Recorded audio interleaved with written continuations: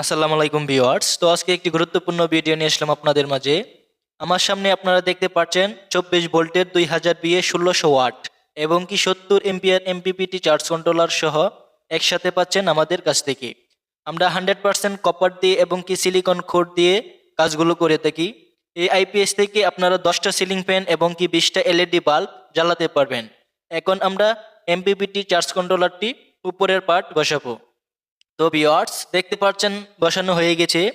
এই কন্ট্রোলারে আপনারা 50 ভোল্ট থেকে 150 ভোল্ট পর্যন্ত সিরিজ করে লাগাতে পারবেন এবং কি 100% হাইব্রিড মোড কাজ করবে।